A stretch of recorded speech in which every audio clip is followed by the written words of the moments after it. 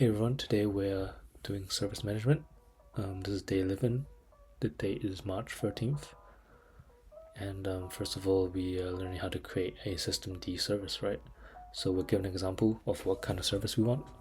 So what we want is a shell script named projectmercury.sh located in the user/bin directory, and it must execute as a background service. And the service should also be enabled to start automatically during boot. And then the script launches a Python Django application that depends on PostgreSQL database. Therefore, PostgreSQL must be running prior to the application start. So these are just the conditions. Service must run under a pre-created account called Project Mercury rather than the default root user. Just in case the application fails, the service should restart automatically, and there should be a 10-second wait between each try. But it must not restart automatically if it is manually stopped by an administrator. So that's very important. Only when it fails will it try to restart.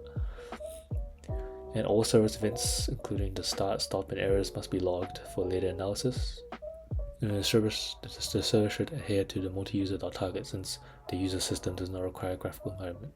So in this case, Bob is our user, just an example. And so we have 6 steps to help create this service.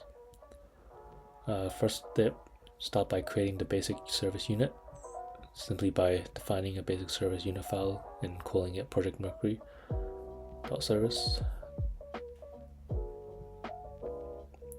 So under the /etc/systemd/system directory.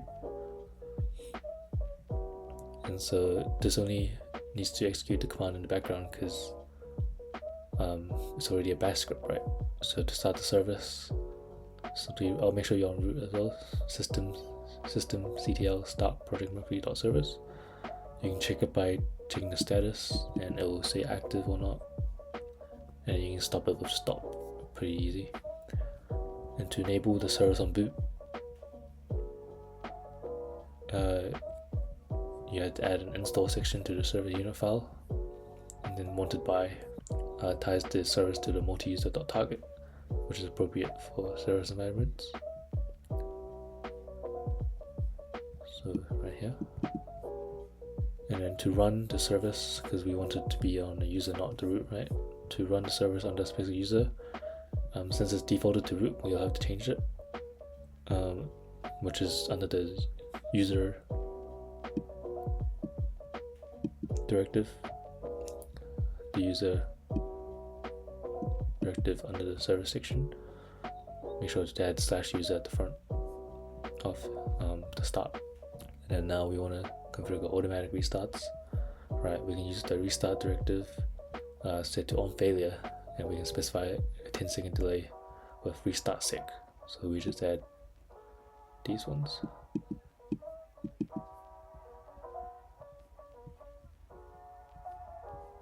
And then if you want to define a dependency on the PostgreSQL service, since it already depends on the PostgreSQL database, we have to ensure that projectmercury.service starts only after PostgreSQL is active, right? So how we can cheat this is we add a unit section which includes the description, the documentation URL, and the after and requires directive, right? So here, description, we show Python Django for Project Mercury, documentation, so it's the wiki, requires, right? This is important, PostgreSQL, and only after PostgreSQL does it start. And then after all that, just update the service unit with the reload,